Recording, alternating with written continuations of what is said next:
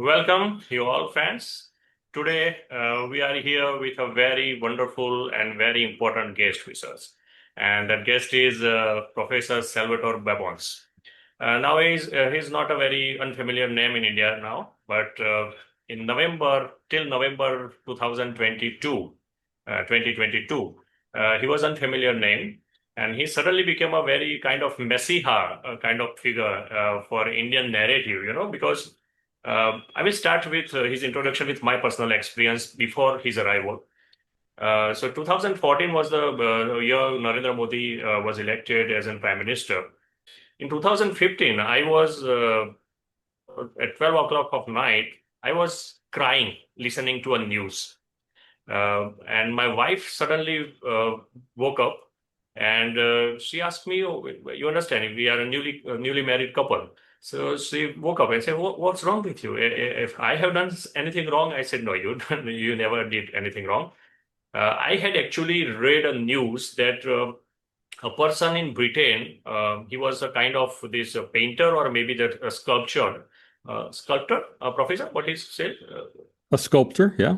Yeah, sculptor. He was in Britain and he was very associated to Sonia Gandhi and all those. And he told in media that now in India is a government of Hindu Taliban. So that was becoming a big debate. And then this all intolerance debate was there, and award Vapsi gang was there. I mean, they were returning their awards, different awards given by the governments previously against Modi government, that it is intolerant and everything. And no one from the voters of Modi government, of the BJP, understood what this entire thing is going on. So it was anti-democratic, actually, because the people of India voted him very affectionately and with a hope of security of the civilization. And the entire narrative was opposite to that entire sentiment. So in 2000, now I am talking about 2014 and 15. Till then, you can understand 2022, how long we have fight our own. That no, this is wrong. All those ratings of democracy ratings and media freedom ratings that we got against India from the Western countries and all those. And then in November 2022, we got a person in India Today conclave getting interviewed by Rajdeep Sardesai. And the person came and told to the country that no, these all entire negative ratings to India, it is not coming because the people in West are anti-India. Actually, they are asking the people from India who are anti-India. In a way, it's an Indian class, a class of people in India who are anti-India or anti-Hindu or whatever, anti-Modi or whatever that is. They are asking those people, and those people are giving those reviews, and that is why those ratings and those all perception of India is getting that kind of negative. So the same Professor Salvatore Babones is with us. He's an American by citizenship as a citizen, but he works in Australia, Sydney University. He's a sociologist, and he has worked right from November 2022 till today on India and Indian democracy. And now he's coming with a book dedicated on the very subject of Indian democracy, calling Dharma Democracy. So it's a great honor to have you, Professor Salvatore Babones. I welcome you. It's a pleasure to talk to you. Thank you, sir. And so the first question of mine is, how you reached to this subject called India? Who were you before that November 5, 2022? How you reached to this subject?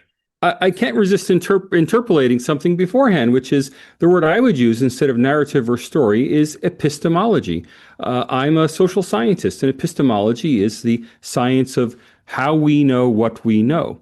And in fact, until 2017, we, the Western world, didn't know that India wasn't a democracy. In fact, the chief social science quantitative rating of India is on the Polity 5 database, which has been going on since, I believe, late 1960s through to today. It's been around more than 50 years. It's been used in thousands of academic articles. And according to the Polity 5 database, India rates a 9 on a scale from -10 to positive 10. In other words, it's one of the best democracies in the world. And we only found out that India was not a democracy when the European Varieties of Democracy Institute rankings started being published. And it's those VDEM, Varieties of Democracy Institute rankings, that are not based on the analyses of Western social scientists, 9 out of 10. They are based on the subjective views of Indian social scientists who answer the survey conducted by Varieties of Democracy Institute and who tell them that India is in fact not a 9 out of 10, it's number 105 in the world. Right. So now what brings me to this? I'm a quantitative social scientist. I'm not an Indologist. I'm not a Sanskrit studies expert. I'm certainly not Hindu or Indian. Before that 2022 interview, I had never been to India. I'm simply someone who specializes in how we use international data, what I like to call the international data infrastructure, to make social science, to develop social science theories and try to make conclusions. I have taught that subject. I wrote a major monograph on the use of the international data infrastructure called Methods for Quantitative Macro-Comparative Research. I think that was published in 2014. I'm a numbers guy. I teach our social statistics curriculum at the University of Sydney. Now, I've also done a lot of publishing on popular issues and on current affairs, and I published one article for Foreign Policy magazine that was an article about the three farm reform ordinances that were passed. I believe it was 2020 was the farm ordinances. And they were highly controversial, and I just ran the numbers on them. I said, well, yeah, there are these massive farm protests, but let me get some data from India. And I was able to show that things that every Indian will know, that farmers in Punjab and Haryana are among the richest farmers in India. They have the largest farm plots. It was a tractor protest. I pointed out that fewer than 5% of Indian farmers own tractors. It was very clear that these were India's richest farmers who were blocking what I perceived to be a generally pro-poor reform. And the title of my article was India's Rich Farmers Block Pro-Poor Reform. Now, I got dragged into Indian politics because my editor in Foreign Policy magazine, who was himself of Indian origin, his name's Ravi Agarwal. I don't know anything else about him. He may be American, he may be Indian, but obviously with the name Ravi Agarwal, he is of Indian origin, one way or another. And he pushed back against the article and pushed back against the article and pushed back against the article, but eventually published it and then discontinued my column, saying that, well, he would be looking to new columnists. Not only that is that, the problem all around, I have also I get discontinued my canceled. column. I get canceled on all sides. Not only that, in a Telegram group, I had some friends in the Telegram group saying, why did you open your article with criticisms of the process through which this article, through which the reforms were passed? Because I included in my article some criticisms of the use of an ordinance instead of passing a law, and that this was pushed through Parliament. And I just wrote a simple line in that Telegram group. Well, look, compromises have to be made if you want things published. That wasn't in my original article. The editor insisted that I include this. Now, that was picked up by an Indian far-right website who published, criticizing me that I was, making that I was lying, making lies against Mr. Modi because, under pressure from editors. And this is crazy, right? I thought all I'm doing is writing a factual... far-right magazine or website? Website. The name's escaping me. People will I'm sure, look it up and recognize it. And so here I was taking it from both sides, the liberal intellectual side I'm in and that kind of situation right now. ultra right-wing side. And all I wrote was a statistically factual article about an economic reform that I felt was basically a sound, not perfect, but a sound economic reform. And that dragged me in, right? And that got me involved and ultimately led to a book that was originally, I was playing around with the idea of doing a book on post-socialist transition in India. I have something of an expertise on post-socialist transition economies. I've written on Russia, East Central Europe. some a little bit on Latin America, much more on China, but mm, focusing on the economics of post-socialist transition.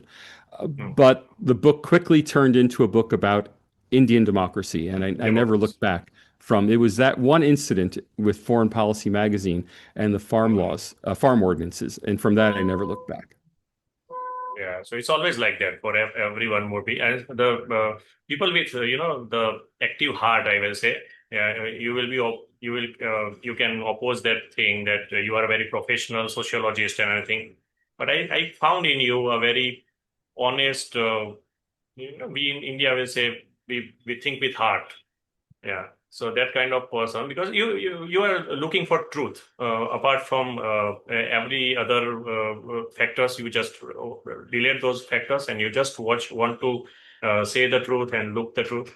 And that kind of person always Well, enters this kind of subject suddenly, it's very like kind you of you to were. say that, but the fact is, I'm just a social scientist. I mean, if I were a chemist looking for truth in the shape of the DNA molecule, Mm. there'd be no moral. Yes, No yes, one would be yes, yes, yes. complimenting me.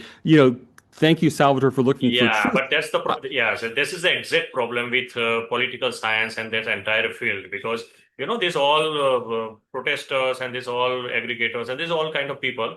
They are not from the science subjects. Not IITs and not doctors and MBBS and MDs, or they are always a kind of sociologists. So sociologist and the kind of the political science students and all those. And somewhere it is looking that they are directly with aligned with one kind of thought process, or maybe the philosophy, a political philosophy, and then they think. And what you have done is important, because you look for the truth as a sociologist. You are honest to the subject. You are honest to the field you are addressing. I think that is Look, what it's I'm kind of you saying to say actually. that, but the real reason is that I'm not studying anything I have any personal connection to. And in my Good. experience, most of my colleagues who become social scientists because they have a very deeply held view or deeply held loyalty that they want to reflect. Whether they're hardcore Yes. communists who become social scientists to promote a communist agenda, or they're Yes. hardcore libertarians who become a social scientist to support a libertarian agenda, or they care deeply about Myanmar and so they get Mm. very involved in Myanmar politics, or they care deeply about Brazil, so they get very involved in Brazil. And I've heard many people say, Salvatore, you must love India so much. And forgive me, I mean, I love all the Indians who've shown so much kindness to me, and thank you very much. But I couldn't care less about India. Yeah. It was It's not not personal. Yeah. it's not It my was not country. It's personal. nothing personal. I'm just Yeah. a social Yeah. scientist. Now, I've come to have some affection for India from these 5 years of research on the country. Of course, I have. Mm.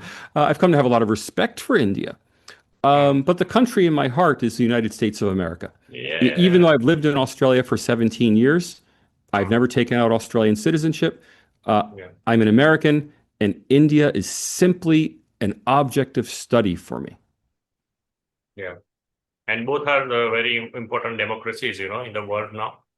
So, okay, we will Well, come it's on that interesting. Again, it's subject. interesting you should Mm. say that Mm. because Mm. I repeatedly get asked by Western journalists and Western Mm. intellectuals. Yeah. We've heard so much negative about India. How is it Mm. possible what you say that India is a high quality democracy? And I Mm. turn around and I ask them, how much negative have you heard about the United States over the last 8 years? Mm. I mean, Right. everyone has heard endless Yeah. negativity and criticism of Yeah. American democracy for the last 9 years, let's say, since 2016. Yeah. Um, and yet, everyone agrees the United States is a democracy. I mean, everyone sane agrees that. All the democracy indices agree that the United States is a democracy. This is not a question. Of course, the United States is a democracy, despite all the negative things we've heard about it. Now, why do my friends here either they hate Trump or they hate Biden or they hate Kamala Harris or they hate George? I mean, even though they hate the people at the top of American democracy, why do they still believe America is a democracy? Because they all know America. They read lots of American news. They've traveled in America. They've talked to lots of Americans. They've grown up in an American world. They know American history. They know about the American Constitution. And so even though they feel that someone has done something terrible in America, their faith in American democracy or their assumption that America is a democracy remains. Now, change that to India. let's say I have one or two Indian friends who are telling me how terrible India is, and I read in the New York Times or the Washington Post how terrible India is. And let's say I've never been to India, I've never looked at democracy rankings, I've never read an Indian newspaper. I mean, all of my Australian friends have read the New York Times, Washington Post, Wall Street Journal. None of them have read the Indian Express, the Hindustan Times, the Times of India, the Hindu. I mean, these are not in their daily, in their Yeah. daily app on the phone. Yeah. Yeah. So, so of course they're susceptible to this narrative, this relatively cheap narrative. And I say cheap because in part that narrative has been bought, and in part that narrative has just been weaponized by people for their own purposes in Indian politics. Yeah. And so they Yeah, accept this exactly. narrative. I can see that in your book also, and that is the actual have. That I'm not saying that you have some kind of hailed India upside like a great nation or maybe the superior nation or some kind of that. But you are simply saying in the book also that you India has two kind of narrative way of going forward as a civilization, as a country, how to bring forward the old civilization to the new world in the new world. And there is one Nehruvian way, or maybe the Congress way, and one is this right wing way. And I sense the moral of your book is that they are looking forward with. Don't blame them as a not democracy or something like that, because just one kind of person is one side is in the power. Because you are also saying that when Nehru and Indira Gandhi was there, that time also this electoral autocracy blame was there, and this kind of thing. So the moral of your book is see India as democracy, no matter who is ruling it. And because the transition of power is happening through the votes, no matter how much diverse the views and philosophy of the opposition parties are therein. So yeah, that can I sense from it. What I want And to it's not ask just you. that India, it's not just that India votes. I mean, Yeah. one of the main criticisms raised today against democracies is that, well, people have the vote, but without things like freedom of expression, freedom of association, mere Yes. voting is not enough. To which I Yes. say, wait a minute, read the Indian press.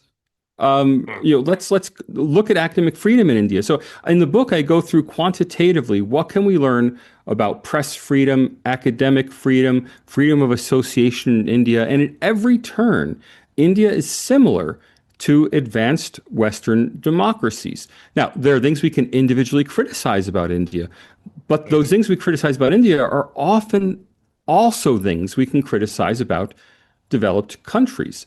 So, for example, the idea that India has a concentrated media and it's impossible for regime critical journalists to get a voice. Hmm. Well, Hmm. that's crazy. Just watch the Indian media. Now, is India's media as diverse as it could be? No.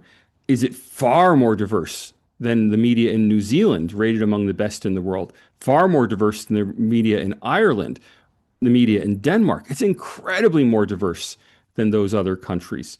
So, Hmm. could India's media be more diverse and more open? Sure, of course it could. Is it a problem? No, it doesn't seem to be a problem. And we can do quantitative analysis on item after item to combat the subjective opinions that we see reflected in the rankings. We can go out and verify these. One of the verifications I did was on academic freedom. More academics have lost their jobs for their political views in Australia and the United Kingdom in the last 5 years than in India. Well, that's incredible considering the complaints we hear about academic freedom in India. Or again, on the need for international and the need for uh, political organizations in India to report any international grants they receive. And that's a big deal has been made out of this reporting requirements for receiving international money. Well, in Australia and the United States, you have to report any funding you receive from overseas that Yes. might influence political opinion. So again, registering, whether these organizations should have to register or not, I have no firm opinion on. But we accept that in America, this is non-problematic for a democracy to do. In Australia, this is non-problematic for a democracy to do. Well, then it's not problematic for India as a democracy to require registration for people who receive foreign funding. People may not like to do it. They may feel that it compromises their mission if people know they're foreign funded. They may feel it's embarrassing, but I'm sorry. I mean, I, Salvatore Babones, am on a foreign influence registry. The print in India actually ran a headline, Salvatore Babones is a foreign agent, which is ridiculous because Yeah, all foreign it's agent means yeah, is it's I took a anti-George grant. Soros, you know. And Yeah, I took a grant from a foreign organization. And, yeah, that India does most of the same things that other established democracies do, even on something that sounds egregious, like banning political parties. India bans a small number of political parties that have been closely associated with terrorism. And you know who else bans political parties associated with terrorism? Germany and France. Right now, yeah, the United States doesn't, and I'm as an American, I think you shouldn't ban any political party. But if countries that we accept as established democracies engage in this practice, then it is not inherently anti-democratic when India does the same. yeah. First of all, I am not, and we in India in general don't, we agree with all that too liberal democracy of European. We see European liberal democracy as problem, actually, because we can see the refugee trouble that happening in Europe, and there is a constant debate in India. We should not do that. We should, no problem if someone says a bit conservative or something else, but we have to safeguard our nation, our sovereignty, and our civilization as a thing. So, Well, but I hear many we have, Indians say that, but I'm sorry, hmm, Kaushik. India does hmm. have a liberal democracy. I mean, Yes, it we have may a be a liberal dirty democracy. word in some circles in India, but India Yeah, is extraordinarily liberal in terms of its freedom of expression, freedom yeah, of the indeed. press, Yeah. personal freedom, freedom of homosexuality, women's Yeah, but the general freedom. perception of the liberal democracies are like the Germany and this Yeah. Britain maybe somewhere. They initially the BBC News and they try to propagate that this kind of democracy is liberal democracy where you allow refugees to come, the Rohingya Muslims to come and inhabit the land and all that kind of narratives. So we cut ourselves that okay, we even if that is a liberal democracy, we don't want to be that. Well, let me But we tell you are a let me tell this you is a how you liberal define. democracy. So Hmm, again, I'm sorry. I know you're just being complimentary, but I just want to hmm, push back on these terms. I live in yeah. Australia. Hmm, Australia is a liberal democracy. There's no doubt about it. hmm, Australia has an absolutely ironclad policy against illegal immigration called Operation Sovereign Borders. Anyone who hmm. tries to arrive in Australia through irregular means is turned back. If you come as a refugee from Sri Lanka to apply for refugee status in Australia, the Navy will intercept you, put you on a rubber boat, and send you back towards Sure. Sri Yeah. Lanka or Indonesia. Yeah. Now, Yeah. Yeah. the fact that India does not allow I'm sorry, the fact that India is Hmm, attempting to hmm. staunch illegal immigrant Yeah. influx, it hasn't We are even just succeeded. trying. We have not. Yeah. Yeah. We have not succeeded. It Yeah. does It is a not make trouble. India Yeah. an illiberal democracy. Hmm. Australia does that. Right. New Zealand does that. Right. So these Yeah, are that is exactly where you helped India actually in last 3 years because we are actually not doing even those things which America and Britain and Australia is doing. We are just in trying to do that, and when we are just giving those ideas that we should not allow Rohingyas to inhabit it here and making Aadhaar cards or citizenship cards. Uh, that statements only create the opposition in our own intellectual class, liberal left-leaning intellectual class, and those opinions reach to the foreign countries, and then those reflects in right. the news articles and all those happen. So that is It's a how we fair were trapped. We were trapped. it's a fair debate to have, and India could Yeah. decide to accept more refugees through illegal immigration flows. It's up Yeah. to India. The difference is that Hmm. in Australia or New Zealand, international opinion is not weaponized to try to attack the country's own government. Yes, that is important. No one in Australia, well, they might go that no one cares in Australia. If you go to Human Rights Watch and get Human Rights Watch to issue a damning report about Australia's treatment of illegal immigrants, it's just not an issue here. No one covers it. No one cares about it. It is not a politically relevant fact. However, for India, these international evaluations are weaponized, and they do become a challenge in Indian domestic politics. I mean, I've often called the Varieties of Democracy Institute rankings, the VDEM rankings. They rank something like 185 countries. I often call them the India rankings because half of all articles that mention VDEM are about India. No one Oh, yeah. cares about the other 184 countries. The Yes, only yes, country yes. they care about is India. And in part, that's precisely because India is a democracy, because India does have self-criticism. Because if you want to criticize the government in India using the VDEM rankings, you can do it. No one's going to put you in jail.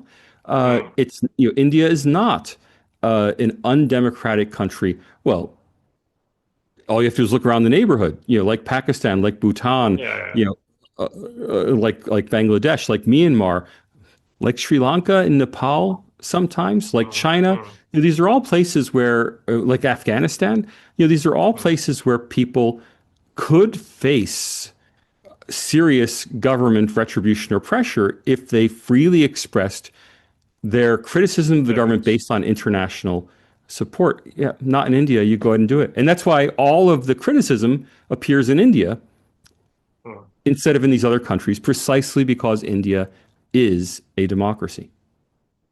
Okay. So now let's come to the first chapter of your book, Professor. Uh, Actually, I like the preface very much, but we will come into the later part. And also because it's more related to chapter 6 and 7, and I want to take that entirely Sure. together. But first chapter is very much chapter is very important because the recent what we can say the incidents happening in India, very very current incidents, the resignation of Vice President Jagdeep Dhankhad. Now that is connected to that accusation or that blame of electoral autocracy, because what happened? I will say you that Jagdeep Dhankhad suddenly resigned from Yeah. the vice president post, and he gave the reason of not feeling well, Right. or maybe the Poor health. Yeah. health issues. Yeah, health issues. But things came out that okay, he was kind of has become a rebel to the party or rebel to the BJP government, or some kind of things that he had tried, which is not in the interest of the people, interest of the government. Now, those things that those they are saying that he accepted Justice Verma's impeachment notice from opposition in Rajya Sabha. Now, that is not a illegal thing or a wrong thing to do entirely, because as a vice president is a you can neutral post in a kind. He can allow discussion side by side in Lok Sabha and Rajya Sabha. He can say that, but in Modi government, it is not allowed, and he has to resign in a very dramatic manner. And now it's all wrong things to say about him. Means very kind of that he's a traitor and he's a kind of he betrayed the Sure. government, and many things are coming out. The narratives are being planted that way in the media also. Now I don't have problem with this entire thing. Maybe I have problem, but with less problem with that. My problem is a bit more what happened after that. After resigning of vice president of a country, of a democracy, only prime minister give a statement in Twitter, two words, two sentences. One sentence is saying that, okay, we have given you this much of chances to be at the different posts, and now you are going retired. Okay, bye bye. Have a good health. This was the message. Now we are cutting the relation. In a kind of that was the message. At least the message this way it was taken. But after that, no one from the government, no minister, no minister, no chief minister, entirely from the entire government, no one has given any statement. The biggest problem is even president of India didn't give any statement Sure. that okay, vice president have a good health, and yeah. So now this is also being discussed that even president of India is afraid that if I will give some kind of good words to, I will lose my Or post. she's too loyal, one or the other. Yeah, to loyal. Now, what is the loyalty of on a presidential Look, post? So this is yeah. so my question is this: at one side, this is the thing, or electoral autocracy. Maybe this is how they want to say that electoral autocracy. The other thing is in chapter 2, you said about these all foreign agencies and VDM and all those. And I found that in your book only, that they were saying that India was more democratic in those time of 1990s to 1998 to 2010 when the coalition government was in the in Yeah. action. Yeah, and that is entirely different from I have grown up from 10 years of age to 25 years of age in that time from 1998 to 2014. And I have seen that entire sentiment of India during that time was I was in school and then I was in college and then I become a practical practice man and dentist. So what was the sentiment of India during that time? That these coalition governments are actually resisting India to progress. We need a full majority government. We need to give full majority to one party so that it can make India progress. So this was the entire notion. This was the entire aim of the people. They were looking forward it, and it started from 2013. Right before 2014, different three states, Madhya Pradesh and Rajasthan and all those, getting full majority, swinging majority to BJP. And then in 2014, Lok Sabha, BJP got Yeah, that look, the majority. Manmohan Singh government was also a reasonably strong government Okay. in India. And the golden age of Indian democracy to VDEM as a ranking system is 1990, 1994 to 2004, not Okay. 1990. I mean, the late 1990s through early 2000s. But look, I think But this whole my issue question about, is, I'm sorry to yeah, interfere. My please, question is, these are two polarities, actually. So one is coalition government and this fractured mandate that we say. The fractured mandate, we believe that fractured mandate is not in the interest of the country if we want to get progress fast. And there's other side, if we give a full majority repeatedly to one party, this kind of electoral democracy or electoral autocracy we get in return. What is the middle way? What is the right way to navigate between these two polarities, uh, according to you? look, there's not a middle way. Both are forms of democracy. I mean, it's ironic that the Okay, Varieties of Democracy Institute does not itself recognize that there are varieties of okay. democracies. So I could contrast the United States, where the president has extraordinary power, versus the United Kingdom, where the king has a speech put in his hands by the prime minister, and he reads what the prime minister tells him to read. Now, one has a very strong chief executive, a head of state. The other has an almost emasculated head of state. Yeah, both are democracies. They're just different forms of democracy. They are, forgive me, varieties of democracy.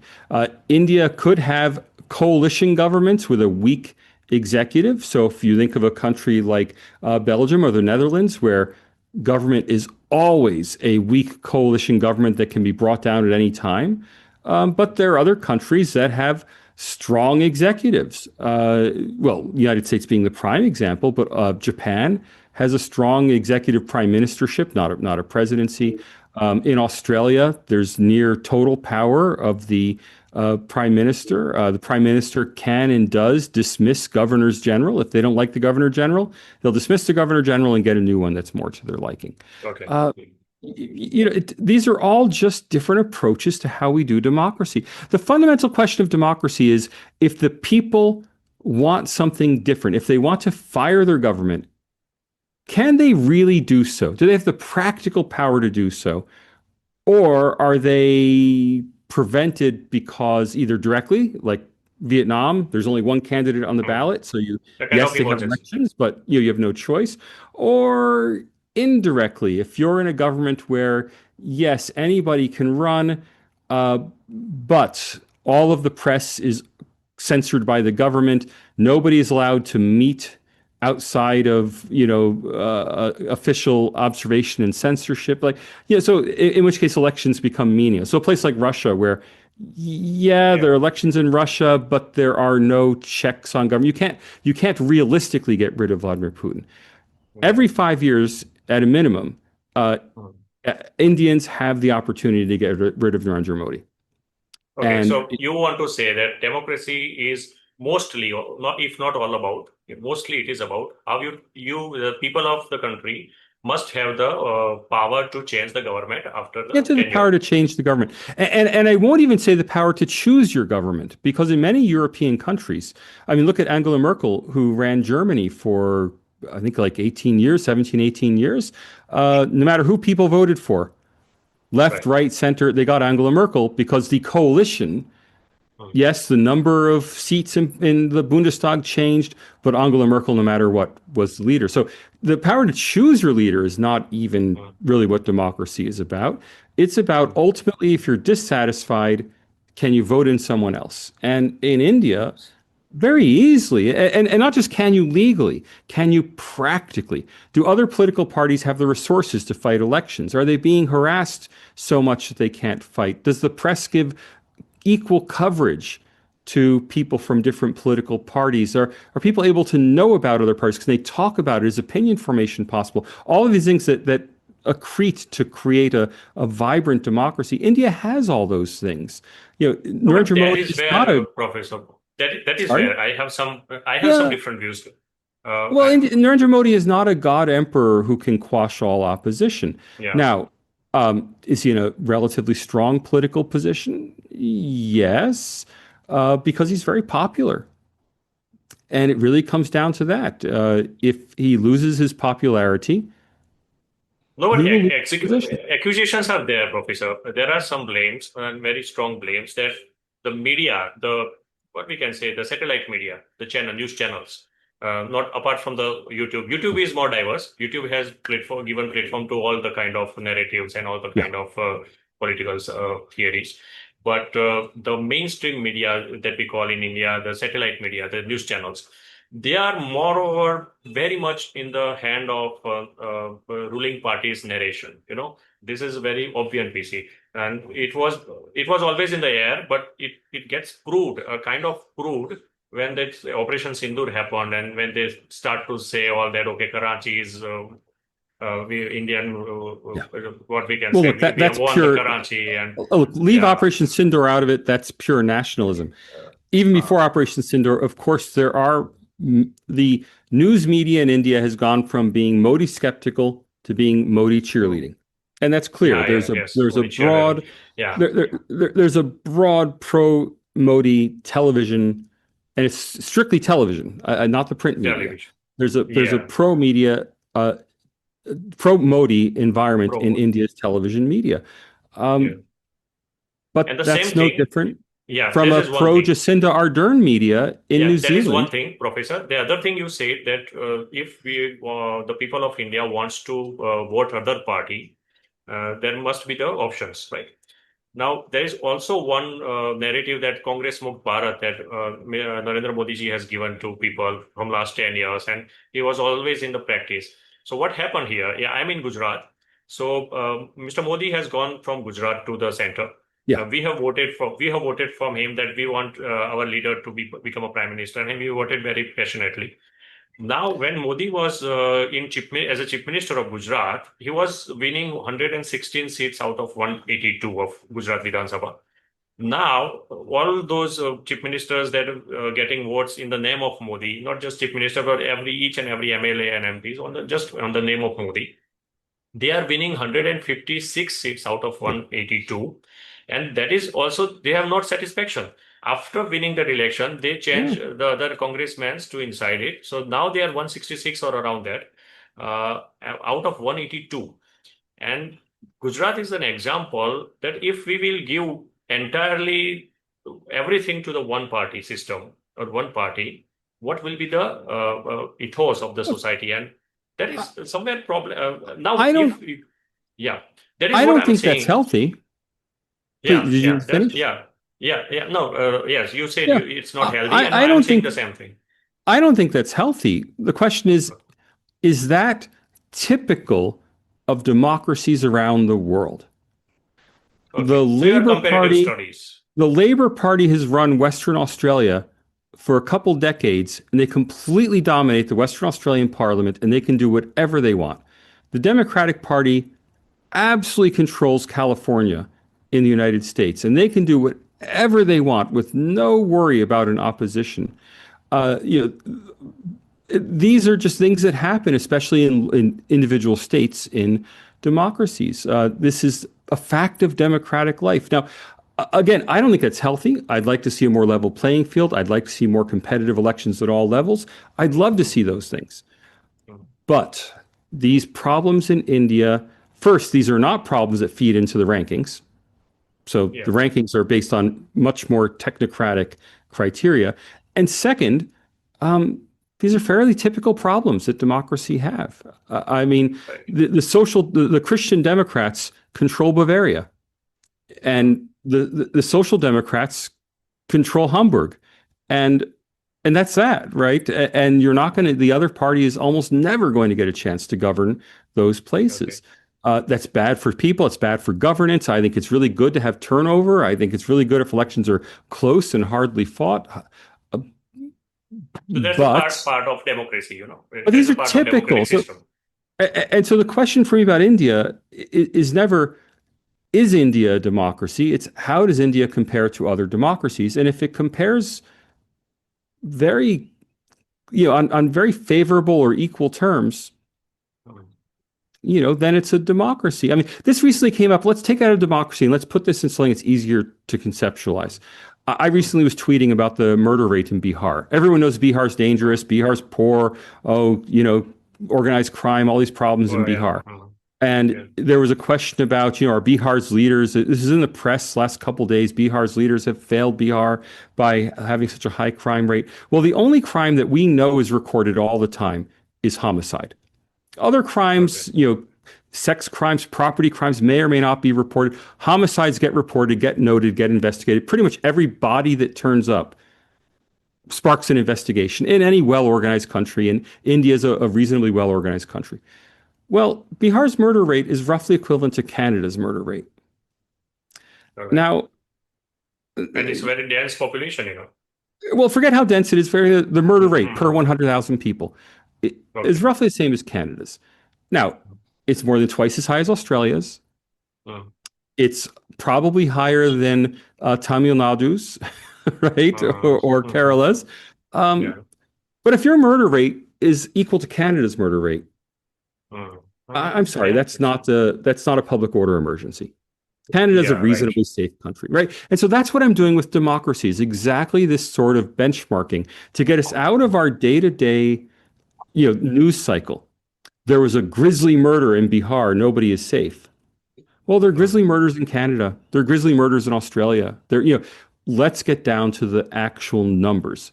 And by the numbers, India in general and Bihar in particular, it's Mm. a safe place. Not the safest Yeah. place in the world, Mm. but Yeah. It's safe. good. Yeah. So you are saying everything in comparison, and one thing you have said that without comparison, if you want to define democracy, that is a power of changing the government after 5 years by the people.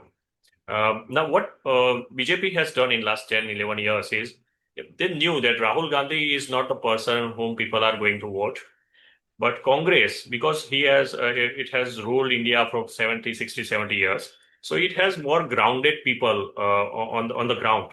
So all the Yeah. MPs and MLAs, those were becoming those were coming from Congress throughout India. They were more powerful. They were more connected to the people. So what Mr. Modi and BJP did in entire India, and especially we can see in Gujarat also, that they get congressmen into the BJP Yeah. everywhere.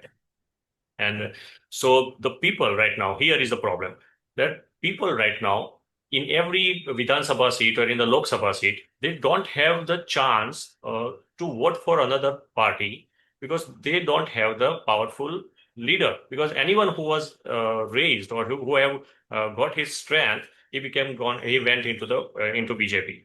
So that is how that is the problematic in the democracy definition, maybe. I've written about this How to repeatedly. read out of The, it if the biggest challenge to Indian democracy is that the Gandhi family will not give up control of the Congress party. exactly. And that I can't blame the BJP for wanting to win. Yeah. It's a tragedy for Indian democracy that the Congress party is stuck in a early 20th century mode of family-based organization where everything is based on everything is based on relationships to this one family instead of modernizing. I think the best thing that could happen for Indian democracy would be for the Gandhi family to step aside from the party, start some kind of foundation. The Gandhi Family Democratic Foundation, support the party maybe from outside, but just let it flourish. Do you see it get possible? Look, I don't know the people involved. They seem to be completely unable to give up. I mean, the same way the best thing that could happen to the BJP would be for Mr. Modi to start planning for succession and to step down and to make sure a next generation. And there's no signs that he's going to do it. It would be good for the party. Yeah. But he clearly wants to be the prime minister and doesn't want to see anyone else in that role.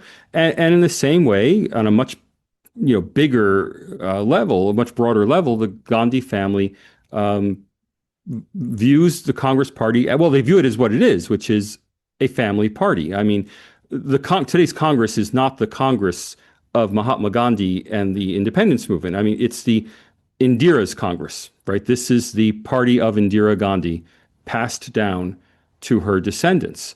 And if they really wanted this party to flourish, they would step aside, allow open primaries, do something really radical to open up the party, to get people to be enthusiastic about it. And they would have a massive electoral resurgence if they did that. I mean, could you imagine if Sonia Gandhi retired, if Rahul Gandhi and Priyanka Gandhi said, we're not running again, we want the Congress to revitalize, and we're all behind a more democratic Congress, and had open primaries for. Could you imagine how many people would flock to the Congress Party if they did that? Now they won't, and so their party is hobbled. People were saying that actually, if a person like Shashi Tharoor will be raised as a prime minister candidate of Congress in 2019 or maybe 2024, Mr. Modi will not get this kind of votes as he's getting. Because I don't think it would particularly help if Shashi Tharoor were simply elevated by the family to be its. I mean, Manmohan Singh was elevated to be the figurehead, but everyone knew that Sonia Gandhi was running the country.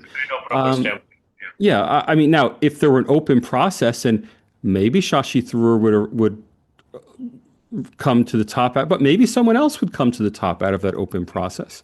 What I'm talking about is that the process would energize people so much that it would completely rejuvenate the party. But that's not happening. Yeah, it's not happening. And can we blame the BJP? But these are all challenges of Indian democracy. These are not things that make India non-democratic. Other parties, I mean, the Democratic Party in the U.S. suppressed the candidacy of Bernie Sanders. The Democratic Party in the U.S. hid the information that Joe Biden was senile. The Democratic Party in the U.S., on the other side, tried to quash the candidacy of Donald Trump. The Republican Party in the U.S. even tried to prevent Trump from governing when he was president. I mean, parties have all sorts of problems in all countries, in all democratic countries.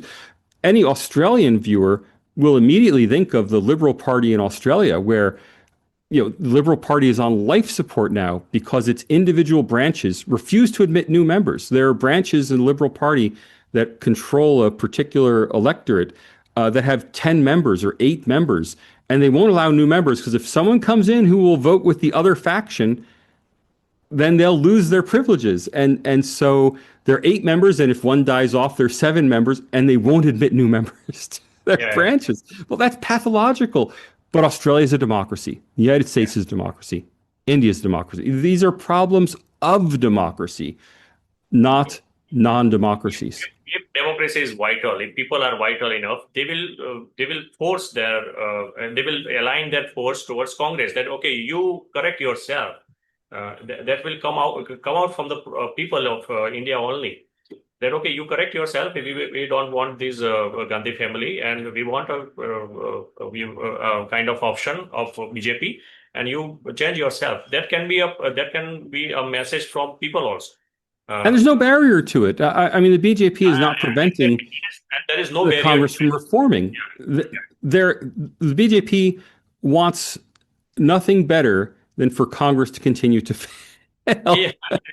But they're not the ones stopping Congress from Sure, sure. reforming. So this is the It's sign of India as a vital democracy, that no barrier, no problem if Mr. Modi and BJP is getting one-sided a kind of what we can say electoral, just because the weak opposition, but there is no barrier to opposition to get strengthened and change themselves and getting well, people convinced towards and let's themselves. be clear for any readers, any listeners outside India, one-sided means 35% of the vote.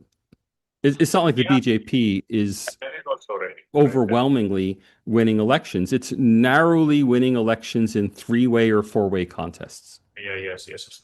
Okay, so now we go forward with a very general and pre-independence India notions that you have spoken in your preface and in your sixth chapter also. Sure. First of all, you are saying that Gandhi's idea of India and Nehru's idea of India has a kind of distinction. It was not similar. And when Congress party is saying that, okay, Nehru is a very natural successor to Mr. Gandhi or Mahatma Gandhi, how different you see? We all see Nehru as a more Western thought, has more Western thought of secularism and democracy and all socialism and all that. And Gandhi, you say that Gandhi has more indigenous thought on democracy and socialism for Indian society to go forward after independence. What is Gandhi's thought according to you? How Gandhi was wanted to run Indian civilization after independence, and how it was different from Nehru? Mahatma Gandhi's vision for Indian democracy was completely unworkable. He wanted India to be a nation of villages with extreme localism, all held together in a self-sufficient village socialist sort of framework. I mean, Gandhi was a dreamer, and this was never going to happen in the 20th century. I mean, maybe if he had been around in the 10th century, this could have been done, but there's no chance that Gandhi's vision of what India It was criticized as impractical. It was yeah, today. it's completely impractical. However, what Nehru did was set the pattern. And forgive me, I know people are going to rebel at this phrase, but he set the pattern for the typical third world strongman leader. He seized control of the big tent national liberation movement, marginalized all of his main rivals, turned it into a personal movement that he himself ran and only himself. Notice how the Congress Party leadership used to change every year until independence. And then, oh, yes, well, the Congress Party leader may change, but Nehru was the prime minister. And that was it. No challenge was brooked. Before even holding elections, he changed the Indian Constitution. Now, that was a travesty. I've been shocked at how few Indians are aware of the First Amendment to the Indian Constitution. First Amendment to the U.S. Constitution guaranteed freedom of speech, freedom of the press, and freedom of religion. The First Amendment to the Indian Constitution limited freedom of speech and freedom of the press and gave the government the power to seize property. And he put that amendment through before holding India's first election. Yes. And the first election was held under his ability to censor the press. Now, that was so bad that at the time, both the Washington Post and the New York Times said that this was worse than any censorship that had occurred under the British, and that this was the end of freedom of the press in India. Yet how we've forgotten. In fact, VDEM, in its freedom of press indicator, doesn't even take cognizance of Nehru's suppression of the press. Nehru stayed in office until he died. He never prepared any successor other than his daughter. And he, although it did not happen immediately, there was a Shastri in between, but he effectively handed off power to his daughter, and his family remained in control. That's a typical third world pattern established by Nehru. Remember, India is the third world's first democracy, as the subtitle of the book says.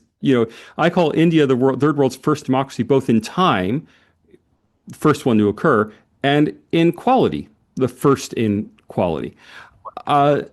So he established this pattern that third world dictators took on all around the world. Of you win the first election, you put your family in power, you don't leave power until you die. When you die, you pass on power to your children.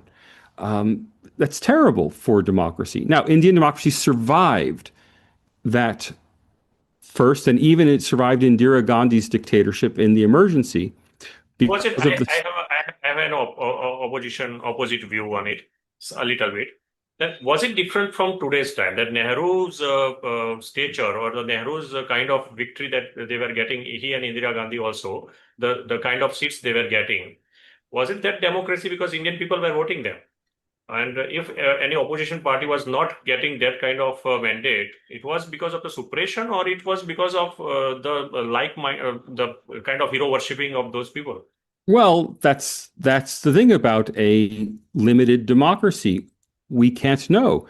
What did Indian people think? We don't know. There was censorship of the press.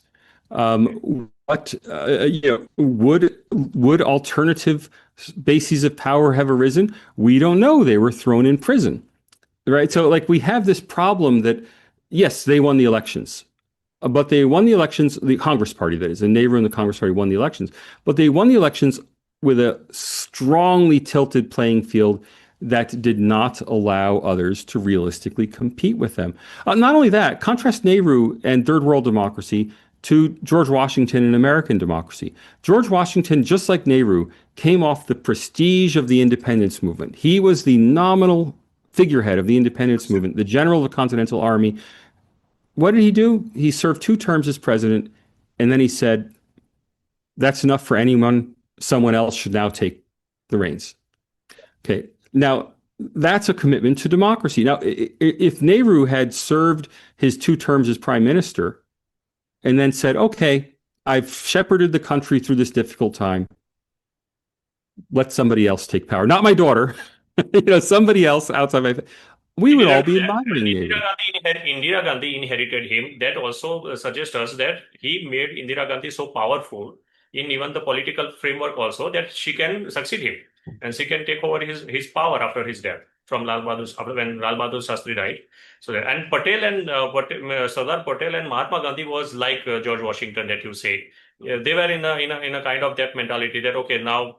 There is also news that Mahatma Gandhi also said that now Congress should be dissolved or dismantled. Yes. For the first election of of independent India. So yes, this is also that. What about the idea of Indian civilization? This entire struggle and this entire discussion and everything is just because this Islamic problem in India now. Yeah. Okay. So the real purpose of any Indian citizen, Hindu person, is that we don't want to be extinct, like the Iranians or the Persians happened. What happened to Persians? What happened to the ancient Egyptian? What happened to the ancient Greeks by the Christians? So we are somewhere we want to run our country in such a way that we should be here immortal as a civilization, as a culture. This is our prime motto. And we get this, what we can create from Islamists, the Islamization process, and the Christian conversion also, which is now happening in a very crypto-Christian way. They don't change the name and they just change the things and also. Nehru has this idea of palimpsest. He has this word palimpsest. That what he wanted to say is that now India was, of course, a Vedic civilization or a Hindu civilization, but then a lot of other cultures invade in India and they become a part of India. And now we are living in a multicultural civilization. So we should not look ourselves as a Hindu culture. We should look ourselves as a multicultural. Muslims we are also Muslims, we are also Christians, we are also Hindus. This kind of palimpsest that you write over the new things over the older things, but the older things has its ethos, its kind of impressions, erased one, but impressions. That is what Nehru's idea. And somewhere Gandhi gave some middle idea, but a complete opposite idea came from RSS and Hindu right-wing thing that no, we are Hindus. we are inheritors of Hindu culture, and Hindu culture has this capacity to incorporate all the faiths, including Islam and Christianity, and it means that Muslims and Christians, we can incorporate them in us as a Hindu civilization. So these were the two different way of looking forward for India. How you look them, and what is your independent intellectual mind goes towards which side you see it proper Well, for India? clearly, there's a great Hindu civilization, to borrow the title of Pavan Varma's book, and that civilization is ancient and it's ongoing. But the modern Indian state is not a Hindu state. It is a state that nurtures a Hindu nation. Mhm. And the fundamental problem for India going forward is, does India want to have a sullen and poorly integrated 200 million strong Muslim minority? Or does India want to have a well integrated Muslim minority that feels it's part of the Indian project? If the former, well, then it'll fester forever. India will still be a democracy. India will still do well, but it'll always have this open sore. On the other hand, if the latter, well, then Hindu Indians have to do something to be more inclusive. That is, instead of saying that India is a Hindu civilizational state, they'll have to say that, well, India is a modern secular state that nourishes a Hindu civilization, but it also nourishes the history of Muslim Indians and the unique role that Muslims have played in the country. Just as India is very proud of being the homeland of the Parsis, right? The Parsis may come from Iran, but they're now in. We don't have any problem from No, anyone there's no problem. Yeah. Anyone who is not converting us, we have no problem with it.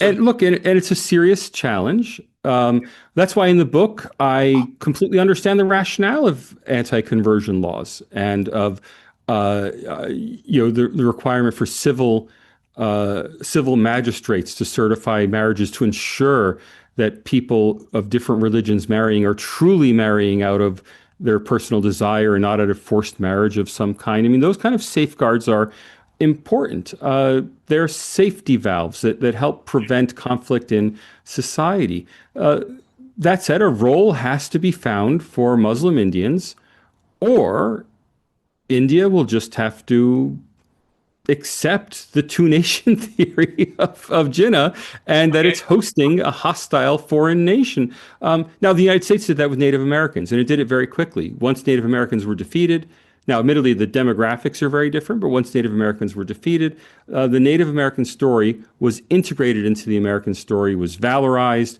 It was, made not just respectable to be Native American, but incredible to be Native American. That it was somehow a sign of, incredible strength and martial valor. And, sports teams were named after Native Americans, and, military.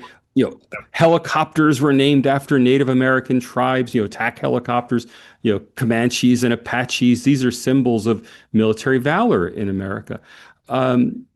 India has not done that with Muslim Indians, even under the Nehruvian consensus. That was not done with The Nehruvian consensus was trying, as you said, the palimpsest idea, trying to convince Hindus there was nothing to see. There was never any Muslim aggression. Muslim Indians burned down temples, never built mosques over temples, never murdered hundreds of thousands of people. That is, it was historically false.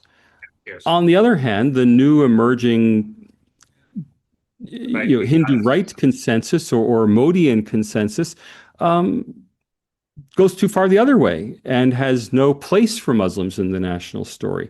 And I think what India needs now, we're getting far afield from democracy. This is not what India needs to be a democracy. Here comes Professor Swami Vivekananda in the picture.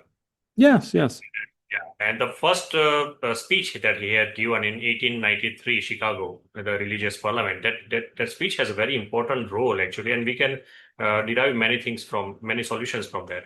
So that speech, and you also mentioned that's a quotation in your preface Yeah. or in next chapter, that Vivekananda say that we believe that Bhagavad Gita's quotation that as every river reaches to the common ocean by taking different paths, every human being reaches to the same truth by taking whatever worshipping or whatever kind of philosophical path he takes to seek the truth. He reaches to the same truth. So what we allow in India, or what Hinduism allow, is we allow everyone to seek the truth by whatever path they have, but we don't allow them to impose their path on the others, Right. and impose their identity on the others. So that is Geo or Gene do, and that is how you translate in your live and let the others to live. Well, and that's something that, this, again, my book is not written for Indians. It's written for international audiences. And something that international audiences do not understand is that Hindus have hosted Muslims, Hindu majority has hosted Muslims in India with full civil rights and with full religious rights and with very low levels of discrimination. Same can't be said for Muslims in Bangladesh or Pakistan hosting Hindus. Never mind Maldives. These are not countries where Hindus are welcome, and that is a strength of Hindu faith. In fact, the title of my chapter 6 is drawn from Swami Vivekananda, not only toleration, but it's not. That message of Swami Vivekananda, I think, has to become the basis for a successful Indian nation. It has to be internalized. I mean, Swami Vivekananda was not so much a democrat as a nation builder. And he was trying to create a unified nation out of this, disparate group of people that we now call India. And of course, for him, the nation included Sri Lanka, and the nation included Myanmar. But nonetheless, he was trying to encourage people to live together in a single community. And Indians have to learn how to do that if they want to have a bright future. But that chapter 6 goes far beyond what India needs to be a democracy. Yes. Right? And I stress the United States was absolutely a democracy in the 1950s. It was a racially exclusionary democracy that had official segregation and severe handicaps on African Americans, and also in some cases on Jewish Americans and Native Americans, depending on the state, Chinese Americans. It was a democracy that had serious fault lines and flaws. We've worked to overcome those fault lines and flaws. And in the same way, I hope and believe that India will, over the long term, overcome these fault lines and flaws. But, that's for Indians ultimately to decide, not for me. I can point the way. I can't tell Indians what to do. Yes. Lot of the questions. So it comes from this Vivekananda part only. So I always try to give my messages through my article and my speeches about this, that we should go forward with this Vivekananda thought, and we should engulf everything as a way of seeking the truth, every religion, every thought process. And that is the way of secularism, of Indian secularism. Just ban the religious conversation with this thought that we cannot impose identity and path to the others. But RSS way of functioning, I have been aligned with them 10 years, but I couldn't enter in them. I couldn't be one with them because their way of functioning is more like, the one sentence they used to say, it tells a lot of thing about them. We don't want vicharak, we want pracharak. It means we don't want thinkers, we want the propagators. Yeah. So it means we don't want people who can think themselves. We want people who can shut their minds, and we give them thoughts and they can propagate them into the civilizations. So when in the ground level, when we introduce with the RSS people, they have just narratives to propagate. When we respond them that this is the Vivekananda picture things and we should go forward like this, they have no clue at all. They can't answer it. They can't think about it and everything. So a kind of registers, a flow and pressure is coming from upside to down. And what is RSS way of functioning now we can see is that they want control over society, over religious, these Shankaracharyas and Acharyas and saints and all those religious people, and political. So political control through BJP, social control through their padadikaris and their pracharaks, and religious control through these saints and acharyas who listens to them by forming different kind of committees. If this goes forward, Professor, can it go against democracy? Um, If Look, the RSS is one interest group in Indian society. It's an important one. Of course, Narendra Modi himself is a pracharak. Okay, that's fine. Um, but there are many other interest groups in society. The RSS does not run Indian society. What's more, you mentioned the RSS and Vivekananda. The connection is actually very close. Guruji, M.S. Galwalkar, was a Ramakrishna mission monk in Swami training Vivekananda before is him. Okay, speaking. and the kind of RSS you just described to me is very at odds with the public statements of Mohan Bhagwat, the current head of the RSS. Now, do the rank and file in the RSS, are they probably much less enlightened than the leadership? Yeah, I suspect that's true. On the other hand, is what they're doing, if this is what they want, their vision for society, is it necessarily wrong of them to pursue it? I mean, I write in the book, I think it's short-sighted of them to pursue it. But again, lots of people pursue things that liberal international sociologist Salvatore Babones, think are short-sighted. And ultimately in the book, what I write about the role of the RSS is not that its philosophy has helped promote Indian democracy, but it's precisely that its work has helped promote Indian democracy. That is, by uniting at least Yeah, Hindu civil society across geographies, across languages, across sects, it has helped build the civil society that has supported Indian democracy. Now, if the RSS had a really extreme, hateful ideology, if it were truly a paramilitary organization, as Wikipedia says it is, if they were hoarding bombs and weapons, I'd be worried about the RSS. If the RSS is merely at the level of not being as enlightened as its heroes are, yes, that's about because it. they certainly love Swami Vivekananda, They they love Shivaji certainly, also, but they are not according to the Shiva. They don't work according to Shivaji sometimes.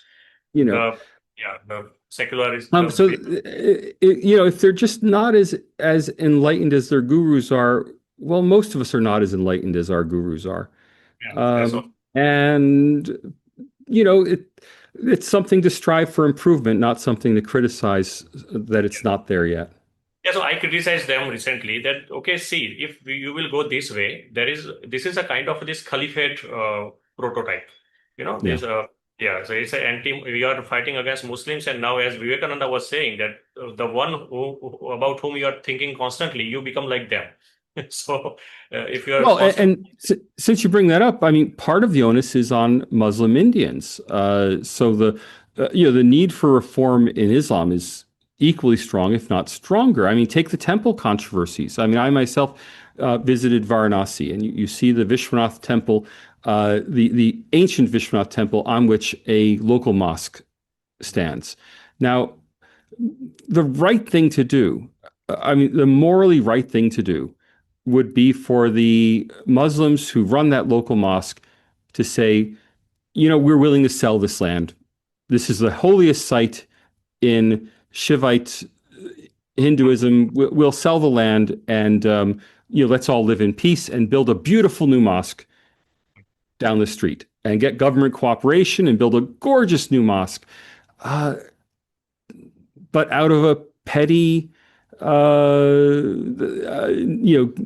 of a petty desire to stand on every legal thread they can muster, they refuse to let go of the site. Now, they have every right to hold on to the site until some court tells them they've lost it. But sometimes exercising every right you can is not really the spirit of wanting to live together in peace. Now, if this were a situation like the Temple Mount in Jerusalem, one of the holiest sites in Islam is built on top of the holiest site in Judaism, and you can't reconcile that. Yeah. All right, it can't be reconciled, and there's nothing you can do to solve the situation. But this is a neighborhood mosque. It's not a this is not the Al-Aqsa Mosque sitting on the Vishwanath Temple. This is just a local mosque, and it was the same at Ayodhya, a Yeah. disused local mosque sitting on top of the birthplace of Lord Ram. And historically, it's well known, that Babur tore down the mosque and built his own. Historically, it's well known that Aurangzeb tore down the mosque and built his own. Well, there has to be some compromise from the Muslim side, which I think would go a long way. I mean, I suspect if the Muslim trust that controls the site in Varanasi, if they were to say, we want to be the leaders for national reconciliation and bring Muslims and Hindus together, they would be celebrated all across India. There would be mass parties. They would receive honors from the government. They would, well, Even it advice, takes two. even advice for the same during for the Ram Janmabhoomi movement also, that you do this and it will be a very good helpful about the love and affection between two communities. But they Yeah. didn't do that for Ram Janmabhoomi No, also. and so I don't want to just put the onus on Hindus. The onus really has to be on Hindus to take the first step, because Hindus are in the majority, 80% of India. But there has to be some reciprocating motion from Muslims. One of the books I cite There are two points views out. about it. That Sorry? yeah, so there are two views about different views. There, one is from RSS. RSS actually didn't want after Ram Temple, but now it's one branch of it saying that okay, we can go for the three main temples. Ram Janmabhoomi is got now this Krishna temple and Shiv temple in Kashi. Yeah. But people like J. Sai Deepak and all other our right-wing Hindu nationalist kind of people, they are saying, no, we want all 40,000 or 30,000, whatever that. Are Well, you saying that is troublesome for India? it's If not just that, troublesome, it's ridiculous, because whenever you say 40,000, what you're fundamentally saying is every village where the people of the village converted to Islam and their old temple just became a mosque. It's the same building, it's the center of the village, it turned into a mosque. All of those have to be converted back into temples with no one to worship at them, and just kept as empty locked temples in the middle of a hostile town. Of like, that's ridiculous. If the people of the village converted to Islam, whether their ancestors converted under duress or voluntarily, we'll never know. That's in the past. The important thing is the village is now Muslim. The people of the village now worship here. They've been doing so. Their ancestors have been doing so for 500 years. No, that's not going to become a temple. reversing the time. It's not about inclusion of them. Now you want to reverse the time and reverse. You want to go back Oh, not before. only that, what would you do with it? And for that matter, I mean, let's imagine. I mean, let's imagine that everyone in India tomorrow converted to Hinduism, Yeah. and everyone was a Hindu. Would you expect all of these mosques to remain as mosques when the people are no longer Muslim? No, the mosques would be repurposed for other purposes if there was no one there to worship at them.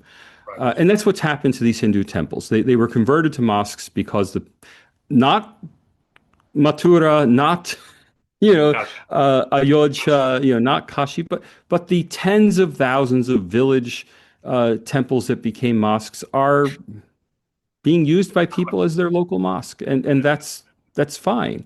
There has to be some compromise arrived at, and look, I understand that the small number of ultra right-wing intellectuals in India who are pushing for temple restitution on a mass scale, I understand that they won't admit it, but it's clear that they're trying to create pressure.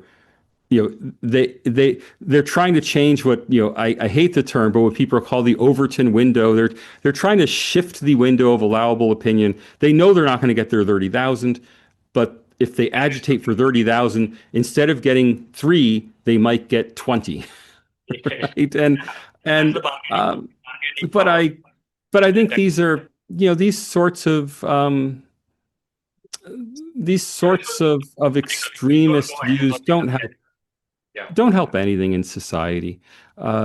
But I want to be clear. It's not only Hindu intellectuals who have to be ready to reach out a hand. It's Muslim intellectuals who have to be ready to take that hand.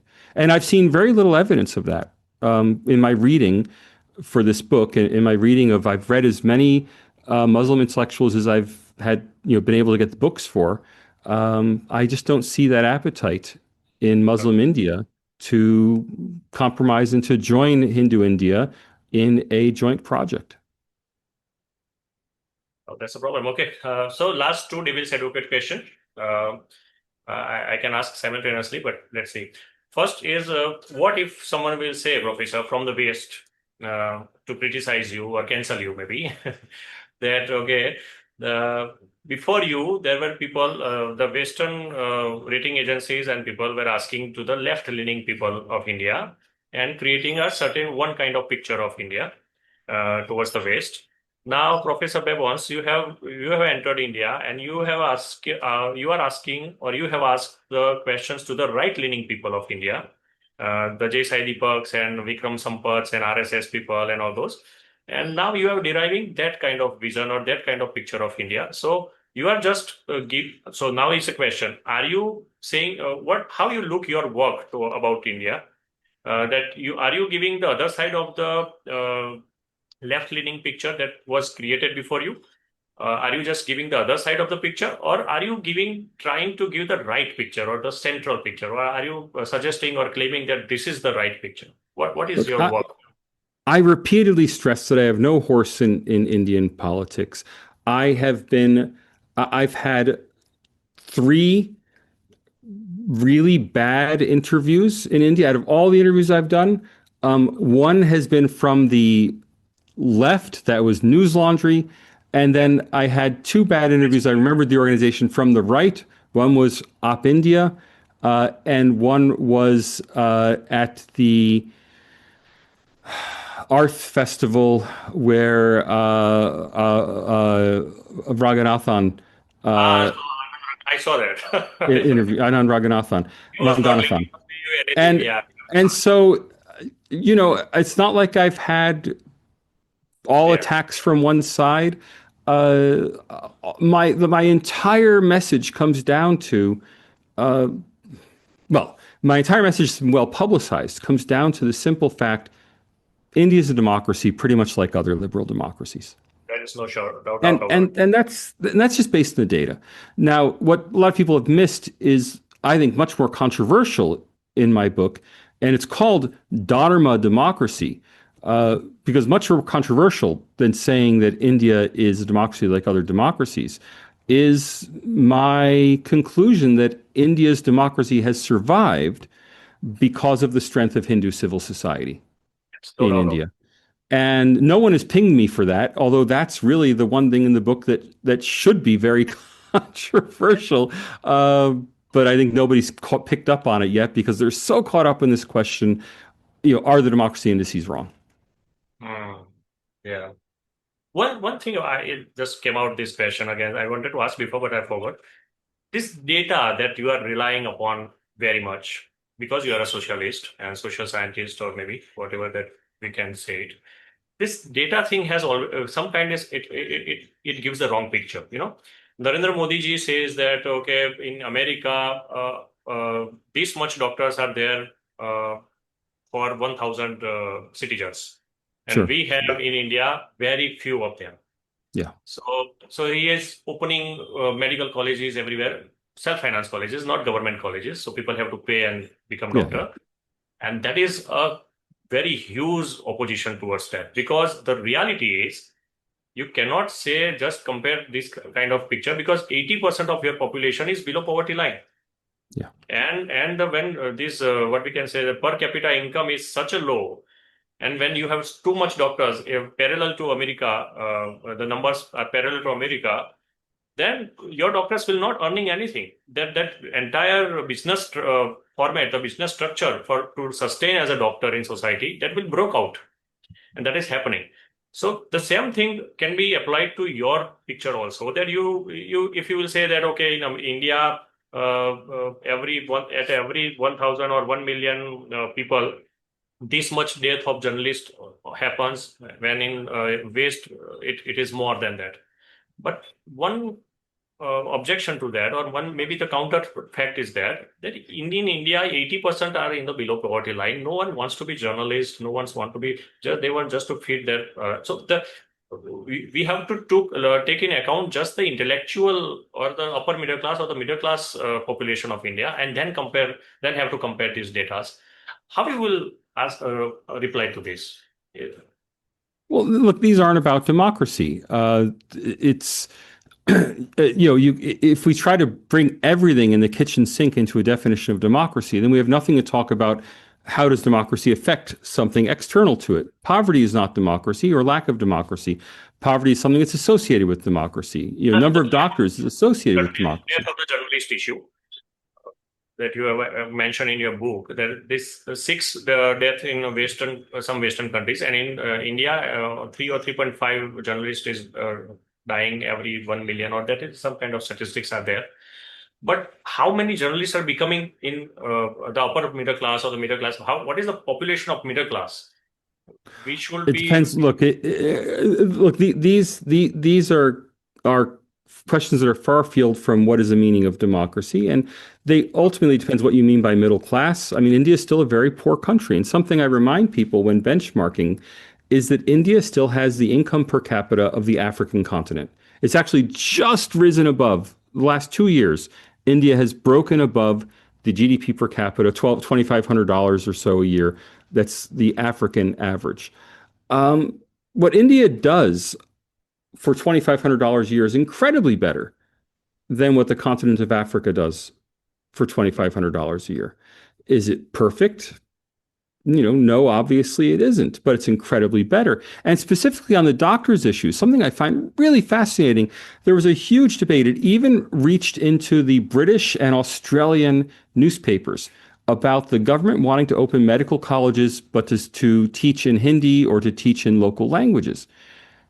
And this was like, how could India do this? This is anti-English. This is going to destroy India's global credibility. Well, China trains doctors in Chinese. China doesn't train doctors in English. Yeah. And yet that's not an issue, right? And so I find the comparative lens, I think, really sheds a different light on all of these questions, because we always have to ask, not as something definitively democracy or not democracy, or right or wrong. What we have to be asking is it within the parameters that we accept as being democratic, or is it within the parameters that we accept as being appropriate in the rest of the world? And if India falls within those parameters, then why are we making such a big deal of it? So journalist deaths, are journalists safe in India? Is the murder rate in Bihar, are people in Bihar safe? Well, again, I don't want anyone to be murdered. But if you're as safe as Canada, well, you're doing a good job.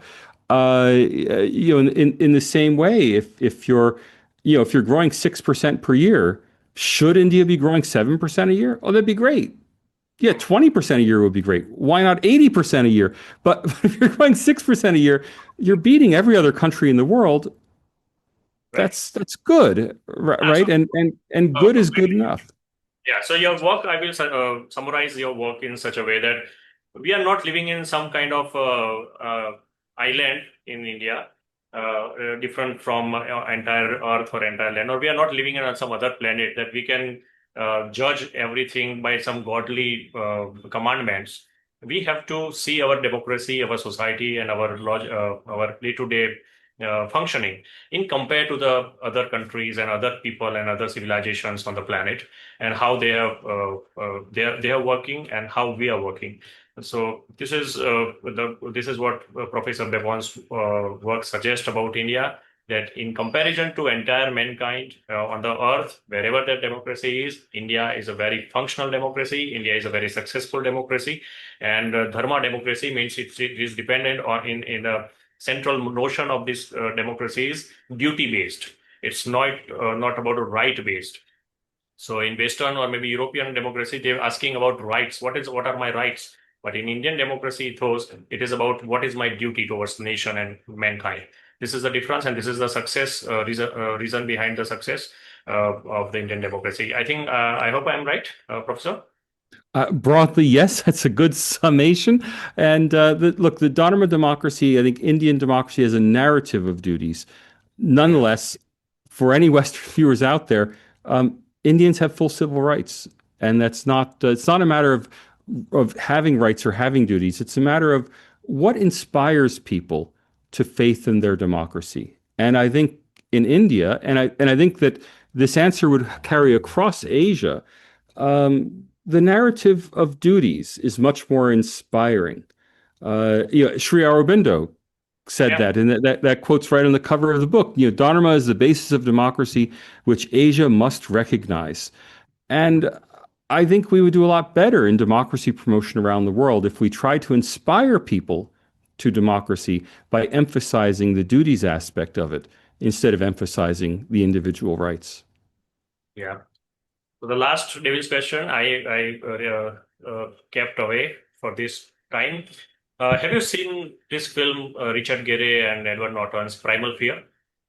No, I'm sorry. Oh my gosh. Okay. Sorry to ruin your question. I haven't seen the movie. My God. So I have a whole question about it. Okay, so if any day you will see that film, and it's a wonderful film actually, you must see it. In the end of the film, Richard Gere is a lawyer, and Edward Norton is his client. And throughout the film, Richard Gere is quite sentimental about his client, and he's saving him from the court trial. And ultimately, he wins for him. He wins the case. When he wins the case, and when he goes to the last time for to say goodbye or some good last words, he come to know that he had actually committed the crime, and everything that he saved, everything from what he saved Edward Norton from the opposite party, opposite side, it was right. Whatever that Mhm. opposition has said, it was right. And suddenly he was just like, oh my God, he is shocked. And that person came out as a villain. So what I'm asking, I'm very much, this kind of devil's advocate. This is, will you in life every time? Do you believe anytime in life you will get this kind of feeling for India, for the work you have done for India, or about India, or about this book? I find your book very safe from that. But individually as a person, will you? Are you saying that any day you can regret that way? That, oh, I was wrong, or that kind of thing come out from India. Do you feel that it's possible like that? If I turn out to be wrong, I won't regret it. I won't regret it because, like a lawyer, I'm doing a job based on the expectations of my profession. Now, what I've done is data driven. If it turns out the data were wrong, if it turns out that India changes, a lot of people see what I've been saying or doing as some kind of apologia for Narendra Modi. I, I have no preference who India chooses to lead it. I'm not saying that Narendra Modi is a good leader. I'm saying that India is a democracy, whether it elects Narendra Modi or somebody else. So if tomorrow Narendra Modi were to commit some horrific crime, using his power, if he were to pull an Indira Gandhi and declare an emergency, well, then I would say, well, India is no longer a democracy under Narendra Modi. But It's only dharma. No, dharma is the what is right at the time. yes, what I'm doing is reporting to people, trying to get away from subjective impressions and Yes. go to the data. And honestly, I'm using data from so many different sources that I don't think there's any possibility that, I was wrong because the data were wrong and I now have to revise what I've said about the past. The future is the future. I don't know. I believe that India will remain a strong democracy simply because no democracy has ever failed. No country that has had elections for 20 or 25 years has ever ceased to be a democracy. We hear all the time about democracy in danger.